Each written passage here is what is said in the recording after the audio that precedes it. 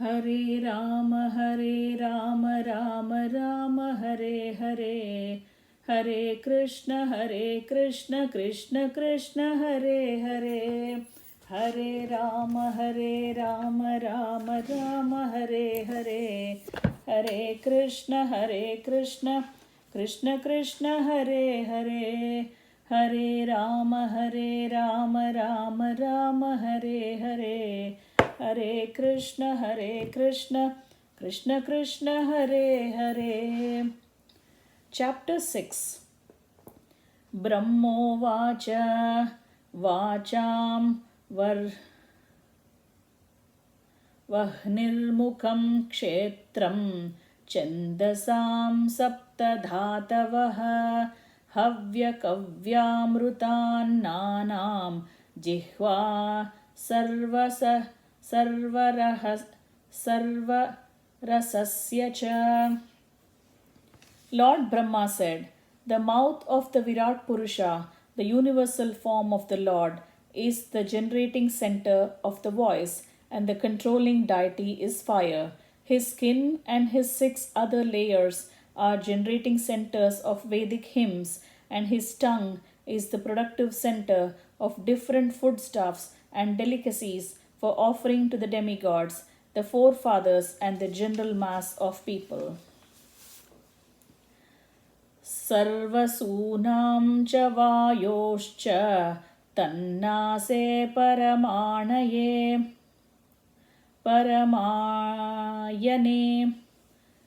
ashvino roshadhinam cha ghrano modapramodayoho. His 2 nostrils are the generating centers of our breathing and of all other airs. His smelling powers generate the Ashwini Kumara demigods and all kinds of medicinal herbs, and his breathing energies produce different kinds of fragrance. Rupanam tejasam chakshur divas suryasya chakshini karnai disham cha tirtanam kshotramakasha shabdayoho. His eyes are the generating centers of all kinds of forms, and they glitter and illuminate. His eyeballs are like the sun and the heavenly planets. His ears hear from all sides and are receptacles for all the Vedas, and his sense of hearing is the generating center of the sky and of all kinds of sound.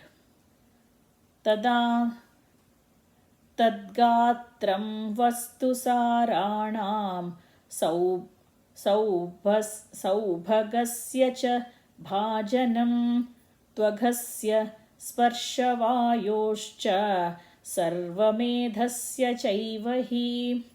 His bodily surface is the breeding ground for the active principles of everything and for all kinds of auspicious opportunities. His skin, like the moving air, is the generating cover for all kinds of sense of touch and is the place for performing all kinds of sacrifice. Roman yudbhin jajani Roman yudbhin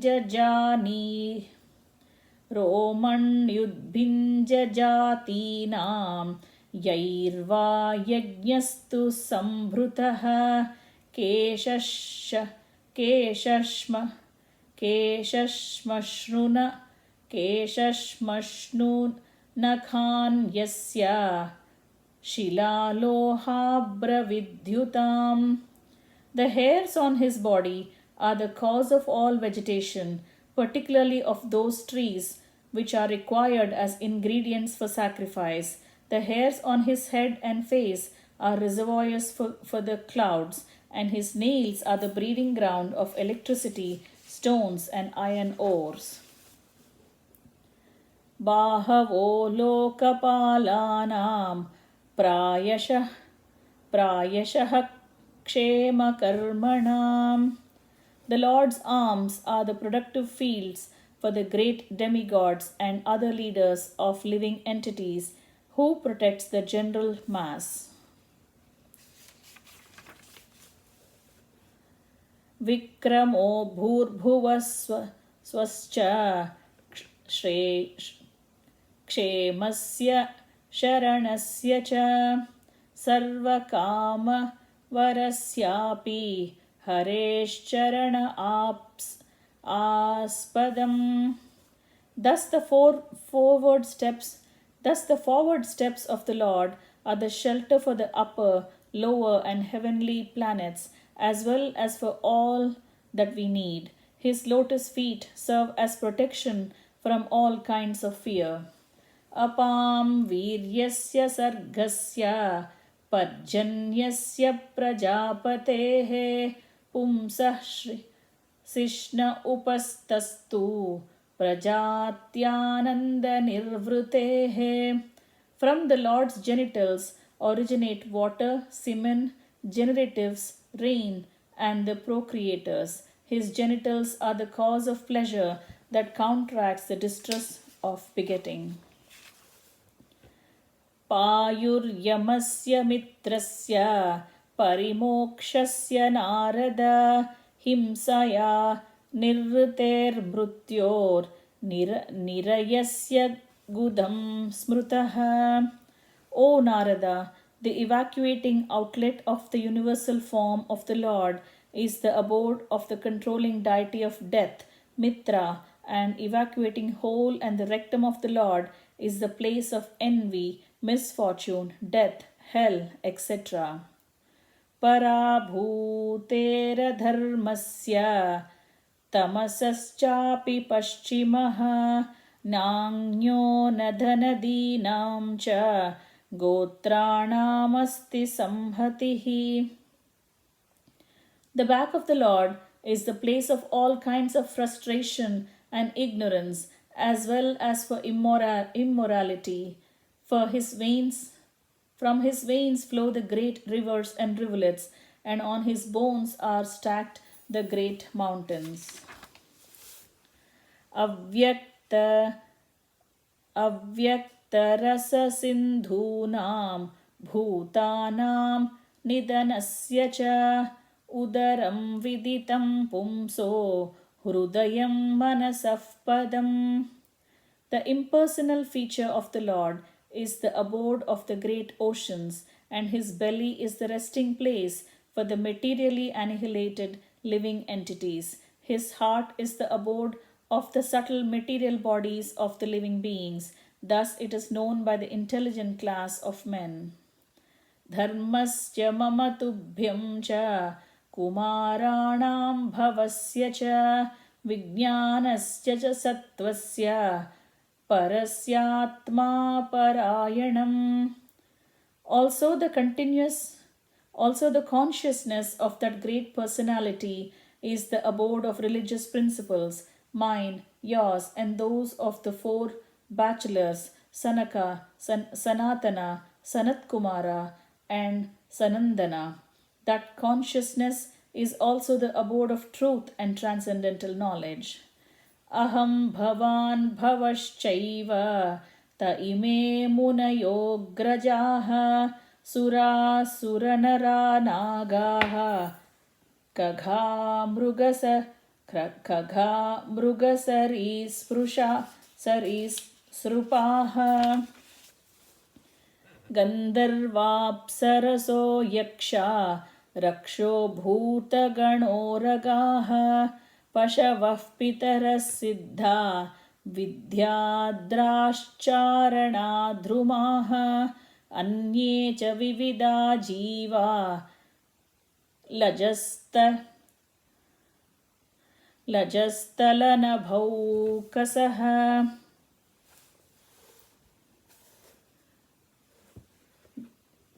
Graharkshaketavastaras taditah stana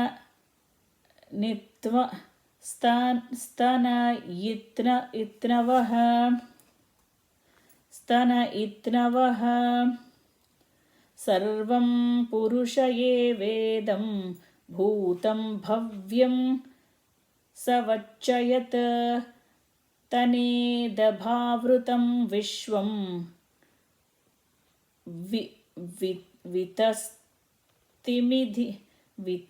vitastimidhi Beginning from me, Brahma, down to you and Bhava, Shiva, all the great sages who were born before you, the demigods, the demons, the nagas, and the human beings, the birds, the beasts, as well as the reptiles, etc., and all the phenomenal manifestations of the universes, namely the planets, stars, asteroids, luminaries, lightning, thunder, and the inhabitants of the different planetary systems, namely Gandharvas, Apsaras, Yakshas, Rakshas, Bhutaganas, Uragas, Pashus, Pitas, Siddhas, Vidyadharas, Charanas, and all other different varieties of living entities, including the birds, beasts, trees, and everything that be, are all covered by the universal form of the Lord at all times, namely past, present, and future,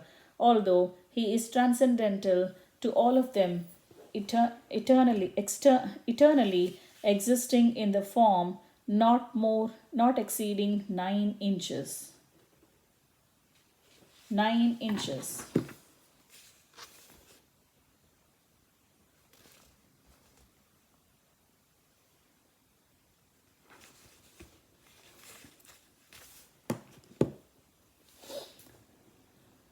Swagrishnam pratapan prano बहिश्च प्रतपत्यसौ एवं विराजं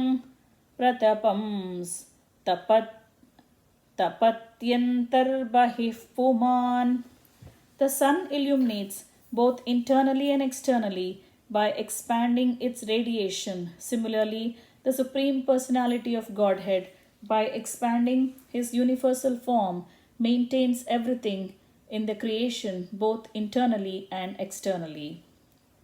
Somrutasya bhayasyesho martyamannam yadatyagat mahimaisha tato brahman purushasya duratyayah. The Supreme Personality of Godhead is the controller of immortality and fearlessness, and He is transcendental to death and the fruitive actions of the material world. O Narada, O Brahmana, this is therefore difficult to measure. It is therefore difficult to measure the glories of the Supreme Person. Padeshu sarva bhutani pumsastitipado vidhuhu amrutam kshemam abhayam Trimurdnodhayi Murdhasu. The Supreme Personality of Godhead is to be known as the supreme reservoir of all material opulences by the 1/4 of His energy in which all living entities exist. Deathlessness, fearlessness, and freedom from the anxieties of old age and disease exist in the kingdom of God, which is beyond the 3 higher planetary systems and beyond the material coverings. Padasrayo bahishchasan na prajanamya ashramaha antastrilokyastvaparo gruhamedo bruhadvrataha. The spiritual world, which consists of 3/4 of the Lord's energy, is situated beyond this material world, and it is essentially meant for those who will never be reborn. Others who are attached to family life and who do not strictly follow celibacy vows must live within the three material worlds.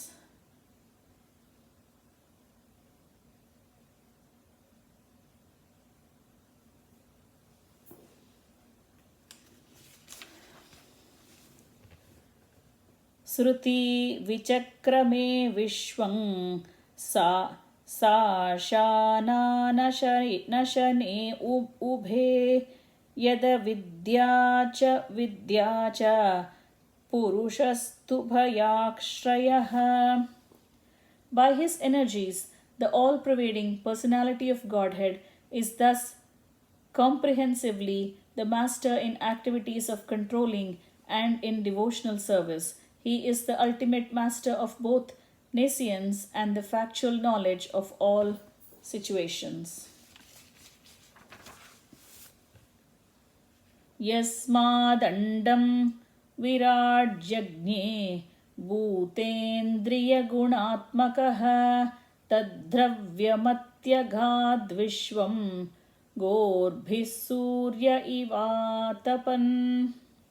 From the personality of Godhead, all the universal globes and the universal form with all material elements, qualities and senses are generated.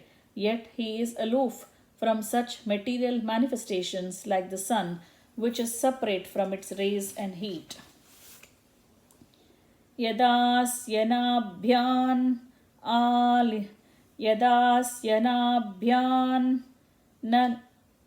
nalinad ahamasam mahatmanah navidam yajnasambharan purushavayavanrute.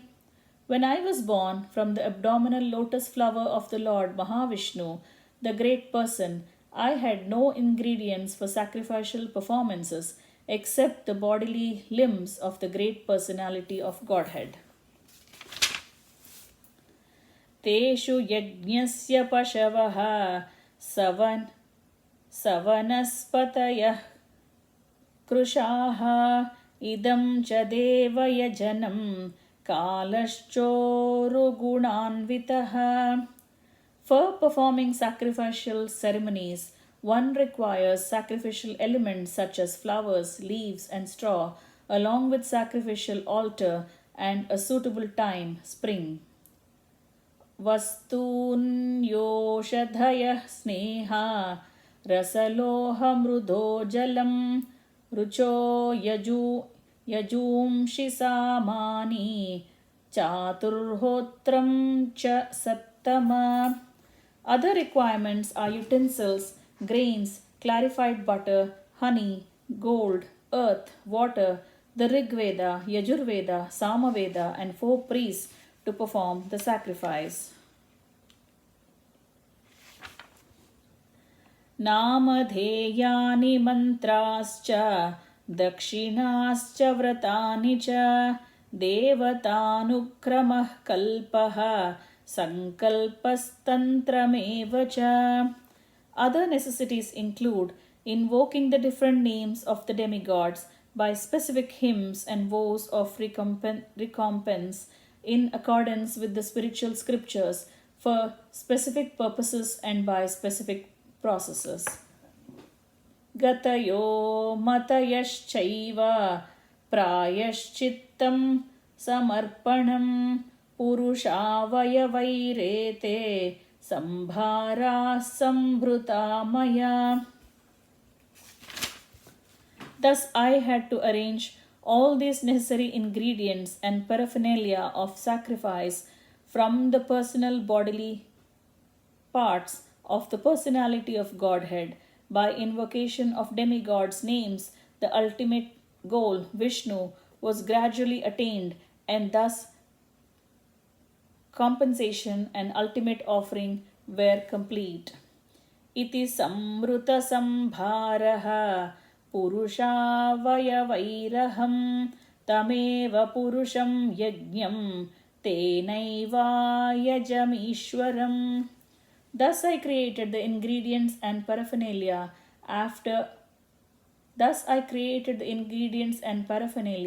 for offering sacrifice out of the parts of the body of the Supreme Lord, the enjoyer of the sacrifice, and I performed the sacrifice to satisfy the Lord. Tataste bhratara ime prajanam patayo nava ajayan vyaktam avyaktam purusham susamahitaha. My dear son, thereafter your 9 brothers, who are the masters of the living creatures, perform the sacrifice with proper rituals to satisfy both the manifested and non-manifested personalities. Tatascha manavah kale ईजिरे ऋषयो परे पितरो विबुधा दैत्या मनुष्या कुरुभिर्विभुम्. Thereafter, the Manus, the fathers of the mankind, the great sages, the forefathers, the learned scholars, the Daityas, and mankind performed sacrifices meant to please the Supreme Lord. नारायणे भगवती तदिदं विश्वमाहितं गृहीतमायोरुगुणः सर्गादावगुणः स्वतः. All the material manifestations of the universes are therefore situated in his powerful material energies, which he accepts self-sufficiently, although he is eternally without affinity for the material modes. सृजामि तन्नियुक्तोऽहं रहो रहति तद्वशः विश्वं पुरुषरूपेण परिपाति त्रिशक्तिधृक्. By his will I create, Lord Shiva destroys, and he himself in his eternal form as the personality of Godhead maintains everything. He is the powerful controller of these three energies. इति ते विहितं तात यतेदमनुपृच्छसि नान्यद्भगवतः किञ्चिद् भाव्यं सदसदात्मकम्. My dear son, whatever you inquired from me, I have thus explained unto you, and you must know for certain that whatever there is, either as cause or effect, both in material and spiritual worlds, is dependent on Supreme Personality of Godhead. न भारती मेऽङ्गमृषोपलक्ष्यते न वै क्वचिन्मे मनसो मृषा गतिः न मे हृषीकानि पतन्त्यसत्पते यन्मे हृदौत्कण्ठ्यवता धृतो हरिः.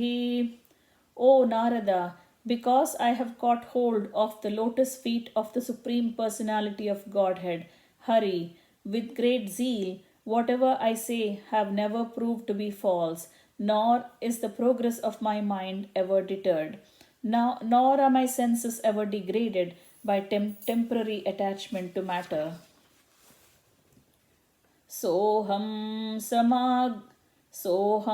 samamnaya मयस्तपोमयः प्रजापतीनामभिवन्दितः पतिः आस्ताय योगं निपुणं समाहितस्तं नाध्यगच्छं यत आत्मसंभवः. Although I am known as the great Brahmana, perfect in the disciplinic succession of Vedic wisdom, and although I have undergone all austerities and am an expert in mystic powers and self-realization, and although I am recognized as such by great forefathers of living entities who offer me respectful obeisances, still I cannot understand him, the Lord, the very source of my birth.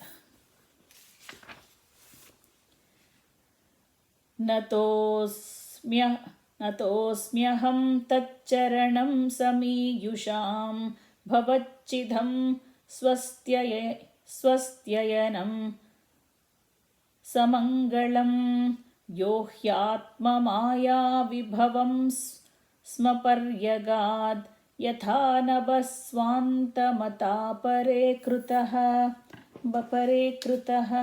कुतः यथा नभस्वान्तमथा परे कुतः.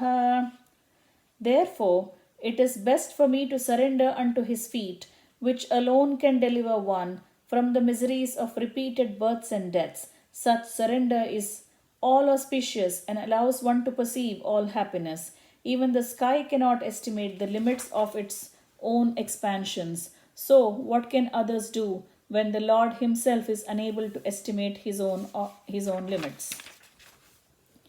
Naham na yuyam yadrutam gatim vidur na vamadeva kimuta pare suraha तन्मायया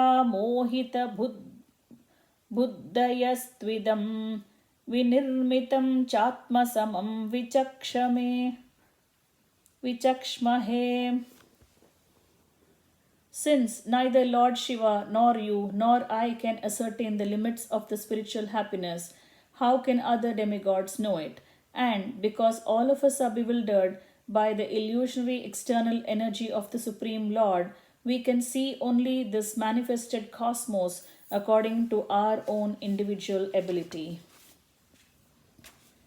Yasyavatara-karmani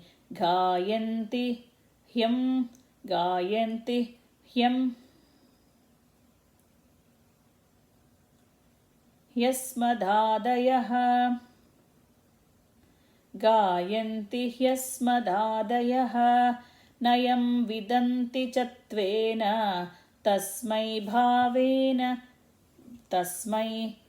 भगवते नमः. यस्यावतारकर्माणि गायन्ति ह्यस्मदादयः नयं विदन्ति तत्त्वेन तस्मै भगवते नमः. Let us offer our respectful obeisances unto the Supreme Personality of Godhead, whose incarnations and activities are chanted by us for glorification, though he has hardly been fully known as he is. स एष अद्यः पुरुषः कल्पे कल्पे सृजत्यजः आत्मात्मन्यात्मनात्मानं संयच्छति पाति च. That Supreme Original Personality of Godhead, Lord Sri Krishna, expanding his planetary position as Mahavishnu, the first incarnation, creates this manifested cosmos, but he is unborn. The creation, however, takes place in him, and the material substance and manifestations are all himself. He maintains them for some time and absorbs them into himself again. Vatapatrasayiki Varahalalali Rajivalocanaki Varahalalai. We're talking about Garbhodakashayi Vishnu here. Vishuddham Kevalam Jnanam Pratyak Samyagavastitam Satyam Purnamanadhyantam Nirgunam Nityamadvayam. Rushe Vidhanti Munayaha Prashantatmendriyashayaha Yada Tadeva Sat Yada Tadeva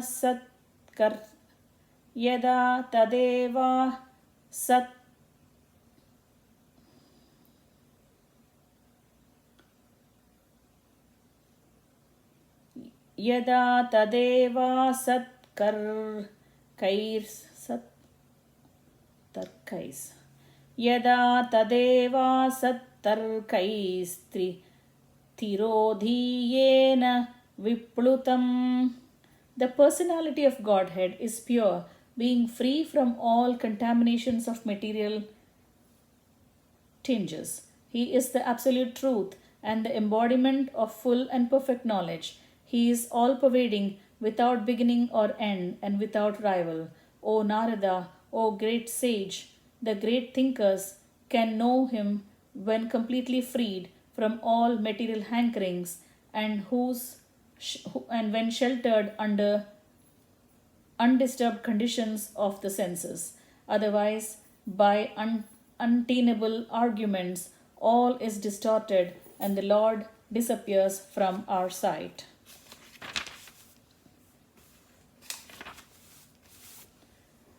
Adyovatarah Purushah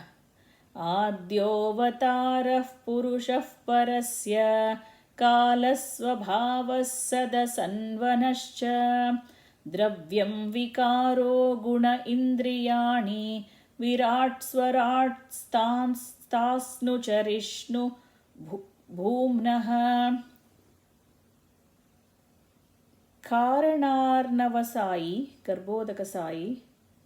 Garbhodakashayi is being called as Karanarnavashayi Vishnu, is the first incarnation of Supreme Lord, and he is the master of the eternal time, space, cause and effects, mind, the elements, the eternal ego, the modes of nature, the senses, the universal form of the Lord, Garbhodakashayi Vishnu, and the sum total of all living beings, both moving and non-moving. Aham bhavo yajna ime prajesha dakshadayo ye bhavadadayascha swarlokapala swagalokapala ऋणोकपाला स्थललोकपालाः गन्धर्वविद्याधरचारणेशा ये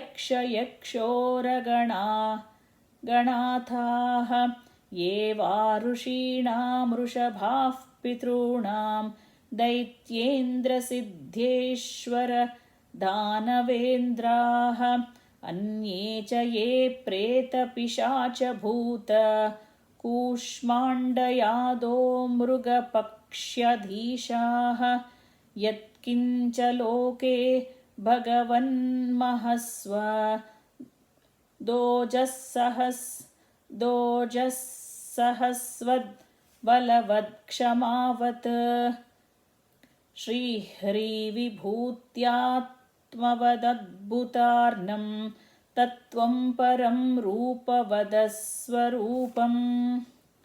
I myself Brahma, the Lord Shiva, Lord Vishnu, great generators of living beings like Daksha and Prajapati, yourself Narada and Kumaras, heavenly demigods like Indra and Chandra, the leaders of the Bhurloka planets and the leaders of the earthly planets, the leaders of the lower planets, the leaders of the Gandharva planets, the leaders of the Vidyadhara planets, the leaders of the Charanaloka planets, the leaders of the Yakshas, Rakshas and Ugras, the great sages, the great demons, the great atheists and the great spacemen, as well as the dead bodies, evil spirit, Saturn, Jinn, Kushmandas, great aquatics, great beasts and great birds, etc. In other words, anything and everything which is exceptionally possessed of power, opulence, mental and perpetual dexterity, strength, forgiveness, beauty, modesty,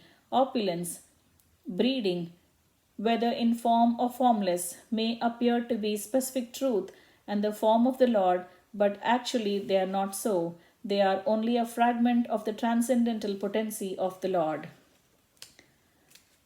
Pradhanyato yan rusha atmananti लीलावतारान् पुरुषस्य भूम्नः आपीयतां कर्णकषायशोषा ननुक्रमिष्येत इमान् सुपेशान्.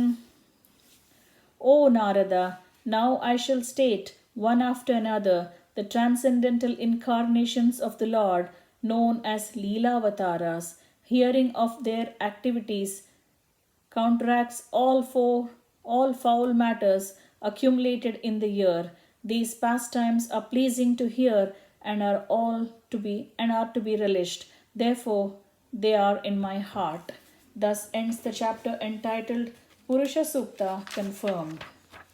Hare Rama, Rama Rama, Hare Hare, Hare Krishna, Krishna Krishna, Hare Hare, Hare Rama, Rama Rama, Hare Hare, Hare Krishna, Krishna Krishna, Hare Hare, Hare Rama, Rama Rama, Hare Hare, Hare Krishna, Krishna Krishna, Hare Hare.